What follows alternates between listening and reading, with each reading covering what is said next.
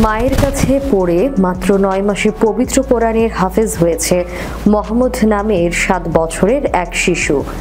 তার বাড়ি কুষ্টিয়ার ভেড়ামারা উপজেলার সাতবাড়িয়া গ্রামে। বাবার নাম মুফতি আব্দুল্লাহ আমজাদ।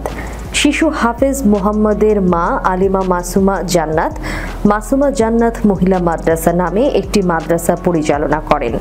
এখানে মা ও নানির কাছেই পবিত্র কোরআনের হাফেজ হয়েছে সে।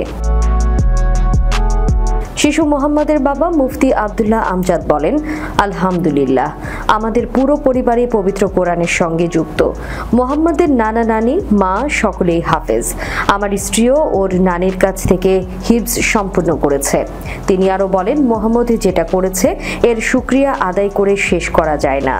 আমার স্বপ্ন আমার সন্তান একজন প্রকৃত আলেম হোক এবং একজন বিশ্বসেরা হাফেজ হয়ে দেশের নাম উজ্জ্বল করুক। বিশ্বে সবচেয়ে দ্রুত বাড়ছে ইসলাম ধর্মের অনুসারীর সংখ্যা। ছোট্ট শিশু মোহাম্মদের হিফজ সম্পূর্ণ উপলক্ষে মঙ্গলবার ওই মাদ্রাসায় একটি বিশেষ অনুষ্ঠানের আয়োজন করা হয়। সেখানে বিস্ময় বালক মোহাম্মদের মাথায় সম্মাননা পাগড়ি পরিয়ে দেন বরেণ্য আলেম ও তাঁর স্বজনেরা।